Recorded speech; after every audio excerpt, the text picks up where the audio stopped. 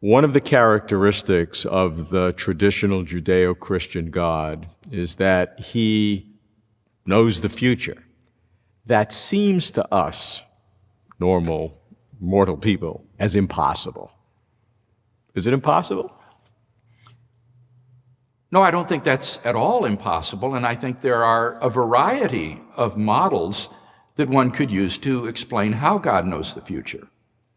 What are some examples? Well, one way to do it very easily would be if you adopted a theory of time according to which all events in time are equally real, that the difference between past, present, and future is merely an illusion of human consciousness. On this sort of view of reality, the future is as real as the past, and they all exist equally robustly and are therefore available for God to know. So if God simply exists outside this space-time manifold, he can see, in a metaphorical way, everything that transpires in the manifold. So if you adopt this view of reality as a four-dimensional space-time block, foreknowledge is very, very easy to explain. Suppose, though, God is not outside of time, but exists in time with us. Then how does he see the future? Well, that's a very interesting way of putting the question. How does he see the future, you said? And I think, Robert, that betrays a presupposition that God's knowledge is akin or analogous to perceptual knowledge.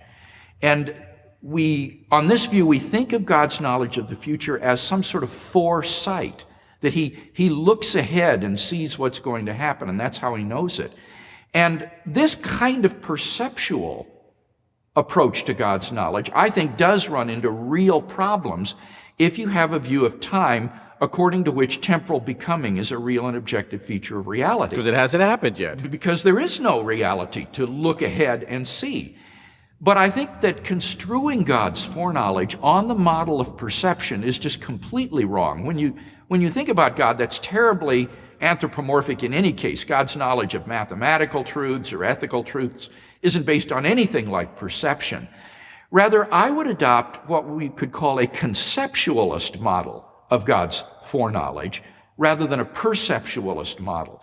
A conceptualist model of God's foreknowledge would be more on the analogy of innate ideas. Persons like Plato, for example, thought that we have innate knowledge of certain truths, and that education is not really acquiring or learning new truths, but simply bringing to consciousness this innate knowledge that we already have. Now, while that may not be a very plausible knowledge or plausible model for human knowledge, I think it's entirely plausible in the case of God, that God has innately the essential property of knowing only and all true propositions. And so the way he knows the future is not by looking ahead and seeing what's going to happen. It's simply by knowing the truth value of all propositions. He knows which are true and which are false. That includes future tense statements. And so by knowing the truth value of future tense statements, God knows what's going to happen. It sounds like that is philosophical meanderings. Oh, really? And rather than, but are those events real? They're not real. No, they're not. But the idea that they have to be real in order to be known is based upon this assumption of a perceptualist model of divine cognition. And that's, as I say, very anthropomorphic, to think of God as sort of up there looking down and seeing what's going to happen. Rather, God as an unembodied mind doesn't really have anything like perceptions because he has no sense organs when you think about it. So God's knowledge is more like the knowledge of an innate, infinite mind, which has the essential property of knowing only and all true propositions. What does that mean, though, if God knows innately something that I may or may not do in the future?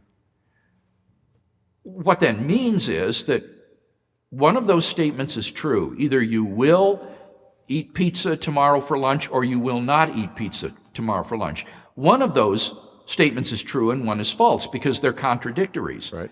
And God has the essential property of knowing which of those is true and which is false. He knows the truth value of all propositions. And if you are enamored with this perceptualist model of perception, You go back to the other. Well, no, what I'll say in that case is that propositions exist in the present. And so God can just look at the proposition and see what its truth value is. In the same way that he can look at a dog and see what color the dog is. It has the property of being brown rather than the property of being white. God can look at these propositions and see which ones have the value true and which have the value false. So In the present. yeah, in the present, because there are presently future tense propositions, past tense propositions.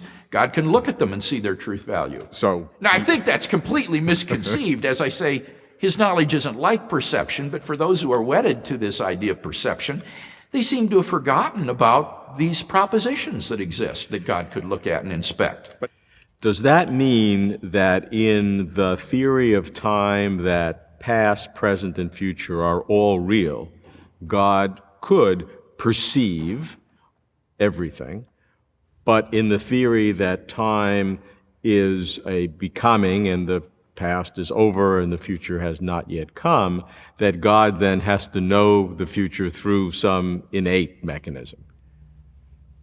I think that the analogy of perception works on the tenseless view of time, where everything is equally real. But that analogy of perception is flawed when it comes to the view of time as dynamic, unless you think that the objects of God's perception are not the events themselves, but the propositions that exist now. And he can inspect the propositions and perceive their truth values. And so the perceptualist model will work in either case, but the objects of his perception will be different. One is the actual event, and the other is the proposition that I will eat pizza tomorrow is a statement I can make right now. So God can look at that statement right now in the present and determine if that's true or not. That's exactly right. And therefore, those who want to deny God's knowledge of the future and yet maintain God as an omniscient being really have to deny the truth value of future tense propositions. They have to say that what logicians call the principle of bivalence fails for these propositions. And the principle of bivalence says there are two truth values, true and false, and that every proposition has one of these two truth values. If that principle holds for future tense statements, Made in the present, then God, being an omniscient and omnipotent being, can inspect those propositions and see what truth value they possess, because that would be a property that they would have. unless there's some logical reason why God couldn't do that. Right, unless it were logically impossible to do that. That's right, because we don't want to say God can do logical impossibilities.